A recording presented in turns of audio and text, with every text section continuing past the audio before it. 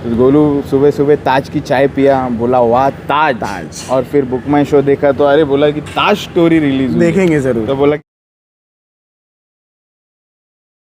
Hello वन मानी music Vijay, welcome to Bollywood प्रेमी। दोस्तों, ताज स्टोरी नाम की पिक्चर रिलीज हुई है।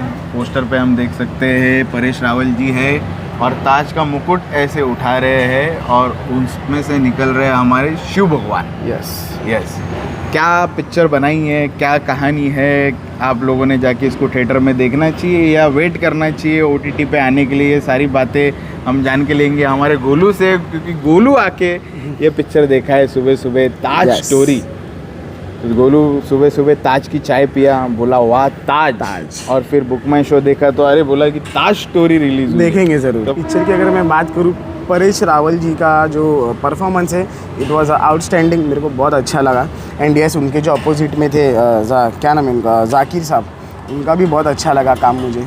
बट द सीन इज़ कि जो ये पिक्चर के बारे में सर ये बातचीत जो चल रही है, ताजमहल क्यों बना, ताजमहल को बनाया किसने, या फिर वो बहुत पहले बन चुका है। इवन जो हिसाब से ये लोग टाइमलाइन दिखाते कि ताजमहल ये टाइम पे बना, आर्कियोलॉजिस्ट बोलते हैं कि कुछ 17 साल में बना। एंड इवन बहुत से लोग उस समय से लेके अभी तक बोलते हैं कि 22 साल लग गए बनने में। तो उसके ऊपर एक बहुत बड़ा डिबेट चलता है सर, कोर्ट रूम ड्रामा चलता है। And yes, from the both the side they are trying to proving something कि लाइक ये ऐसा हुआ था, नहीं ये वैसा हुआ था। फिर उसके बीच में जो चीज़ें चल रही थी, बहुत से आर्कियोलॉजिस्ट लोग को भी लिया गया है इसमें, और वो बहुत अच्छा लगा मुझे देख के कि हर एक डिपार्टमेंट को उतना रिस्पेक्ट दिया जा रहा है। एंड इवन बहुत से गाइडर्स को भी जो बाहर से टूर्स करने यहाँ पे आए थे, जो लोग अजूबा देखने आए थे हमारे इंडिया का, सबसे सर 8 अजूबे हैं इस दुनिया में, उसमें से हमारा एक ताजमहल है।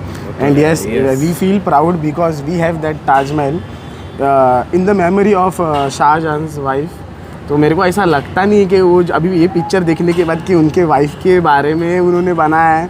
बिकॉज सर जी एक एरा उन्होंने दिखाया है और एक साबित करने की कोशिश किया सर, वो एक हाईलाइट करना चाहूँगा सीन, क्योंकि वो बहुत कंट्रोवर्स था उस चीज़ में कि बोलते हैं कि Taj Mahal is the symbol of love, और शाहजहाँ जी ने उसे बनाया अपनी महबूबा के लिए।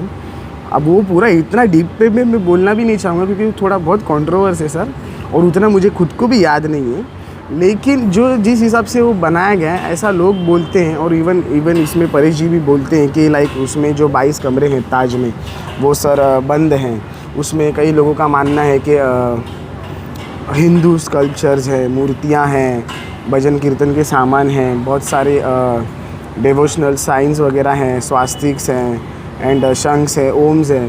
तो फिर मतलब बहुत कंट्रोवर्सी वाली बात होती है। कुछ लोगों का कहना ये भी है कि सर जी एक एरा था शाहजहाँ जी का, जब वो रूल कर रहे थे इंडिया पर, मुग़ल का पीरियड था सर। तो एक जन बोलता है कि that was a golden era of Mughal period, because वो टाइम पे secularism was on top of the ruler. मतलब उनको ऐसा लगता था कि सेक्युलरिज्म होना चाहिए और काफ़ी शांति प्रतीक लगता था वो एरा। तो फिर परेश जी उनको एक स्लैब देते बाय द डॉक्यूमेंट्स वो लेके आते हैं साथ में कि आप कैसे बोल सकते हो कि वो एक सेक्युलर पीरियड था या फिर शांति का प्रतीक वाला एरा था। क्योंकि सर मुझे जो देखा हूँ मैं आज, वो देख के मुझे मालूम पड़ा है कि शाहजहाँ जी का जो एरा था उसमें जो जब वो रूल कर रहे थे भूखमरी, और सर मुझे इतना भी देखने को मिला कि सर हमारे भारत के ऐसे कितनी सारी नदियाँ थी वो सूखी पड़ गई थी, उसमें पानी नहीं था। इवन लोगों के पास घर में खाना खाने को खाना नहीं था, झोपड़े नहीं थे रहने के लिए। फिर एक ऐसा भी टाइम आया था सर जी के मांस मच्छी मटन जहाँ पे मिलता है सर, वहाँ पे इवन कुत्तों के मांस बिकने तक का वो एरा टाइम पहुँच चुका था। और उससे भी बुरा सर अगर हम बोलें तो फिर वो चीज़ थी कि लाइक इंसान ही इंसान को खाने पे मजबूर हो गया था। ऐसा एक वक्त आ गया था उनके पीरियड में, ऐसा परेश जी ने वहाँ पे क्लेम किया है।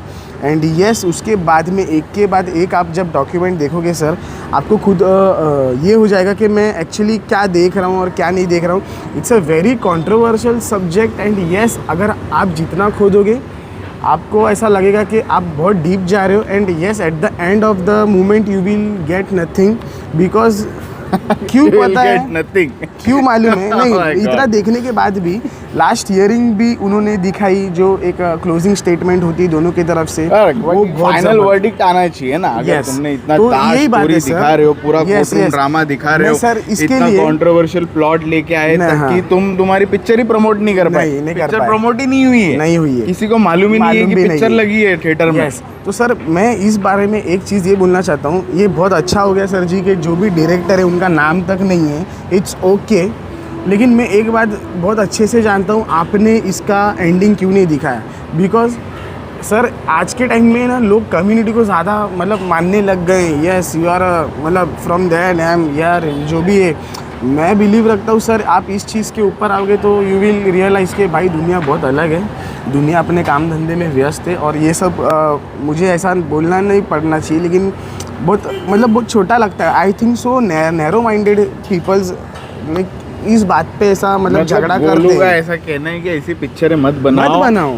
हाँ, एंटरटेनमेंट पिक्चरें बनाओ ताकि Entertainment. अगर हम लोग भी आके एंटरटेन हो, थोड़ा yes. मजा ले, 3 घंटा बैठे, It's all about a samosa controversy. खाए, पॉपकॉर्न खाए, थोड़ा मस्त एंटरटेन होके बाहर निकले। नहीं सर। कंट्रोवर्शियल मत बनाओ भाई। सर मतलब बहुत ही प्रॉब्लमेटिक एक बात है मेरे मन में बहुत टाइम से सर जी। एक हमारी जो ऑडियंस है सर जी बोलती है कि हमेशा इनको एंटरटेनमेंट ही चाहिए होता है, इनको हमेशा बोलनेस चाहिए होता है, मतलब ग्लैमर चाहिए होता है, ये वो सब। सर आई थिंक ऐसा ज़रूरी नहीं है कि आपको हर बार ये सब चीज़ें हो। यस ऑडियंस हमारी राइट भी है, लेकिन सर कई जगह पे हमारी ऑडियंस रॉन्ग भी है। पता है क्यों सर आपको? जब हम एक सब्जेक्ट लेके आते, जब एक कंटेंट पे बात करते, जब हम हमारा ओपिनियन बताते हैं, तो सर ये तब कहाँ होते हैं जब ये बाकी सारी पिक्चरों के कमेंट्स जब गलत करते रहते, इवन इतना पर्सनली भी बोलते हैं कि हम कभी कुछ नहीं बोलते।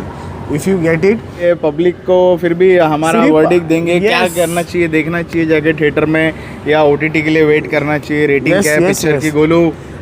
सर जी 5 out of 3 दूंगा मैं तो sir ji. 3 out of 5। Yes क्योंकि सर जी देखो एक पिक्चर बनने में टाइम लगता है, मेहनत लगती है, बहुत लोग के पेट चलते हैं यार उस पर। इवन मेरे को पता है कितना टाइम लगता है। जाना सर, चाहिए picture- पब्लिक ने थिएटर जाना चाहिए, में। क्यों नहीं जाना चाहिए सर? एक पिक्चर बनी है, आपको भी तो मालूम पड़े, आपका भी तो दिमाग चले कि मैं आज कौन से एरा में जी रहा हूँ, मुझे क्या देखना है, मुझे क्या समझना है, क्या चल रहा है, मैं क्या देखने आया हूँ। ठीक है, गोलू ने बोला जाके एटलीस्ट एक बार देख लो। Yes, why not? Taj story नई पिक्चर लगी है, उसके साथ में रिलीज हो गई है हमारे शाहरुख भाई की देवदास, देवा, पारो, चंद्रमुखी।